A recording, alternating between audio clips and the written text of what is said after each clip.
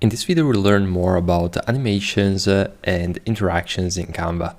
So the very first thing that we're going to do is we're going to write social media, and we're going to select a template which is going to enable us to create a animated social media post. So as you can see over here, we have a bunch of different templates. Since I'm recording this during Christmas holidays, I'm going to see related templates. But what I'm going to do is I'm going to select minimal, and I'm probably going to write or select something like marketing.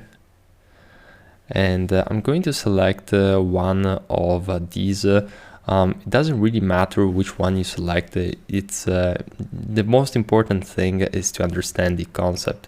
So let's select the business marketing agency.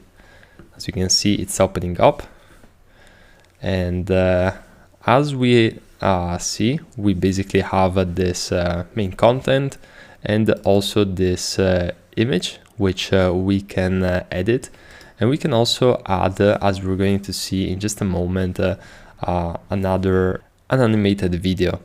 But just before we do so, I wanted to let you know that if you wanted to animate the entire photo or post, you can use the animate tool. And as you can see, if I have selected the iPhone, in this case, I'm going to be under the photo animations tab. Now what that means is that I can select different type of animations, and I'm going to see the preview as I scroll over these different options of just this one element.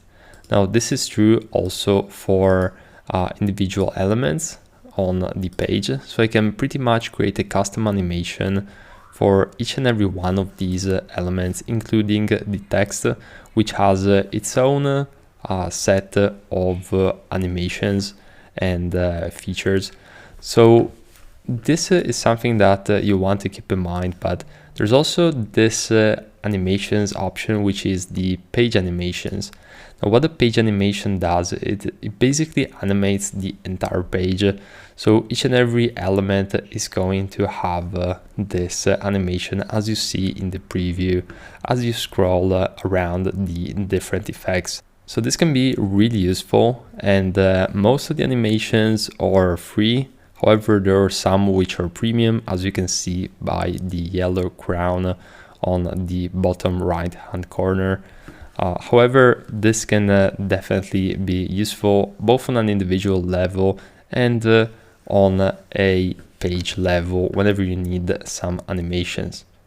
Now on top of that, one thing that I want to show you is the videos. So you can substitute the images over here with a video.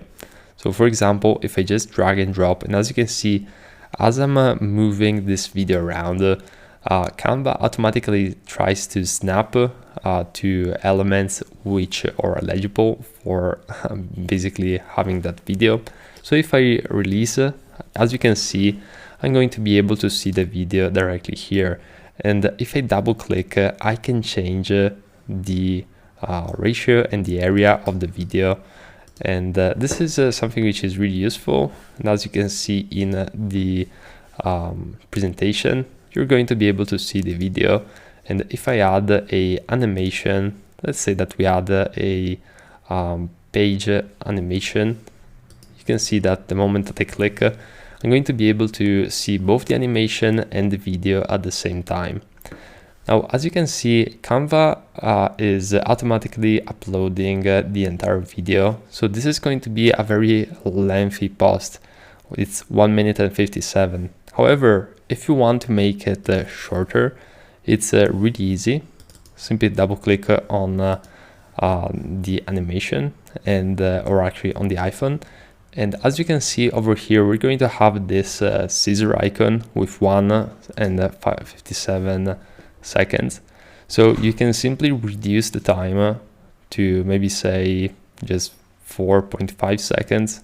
And you can see the preview. You can also move around and basically create the cropping section that you prefer. You can simply then click on done.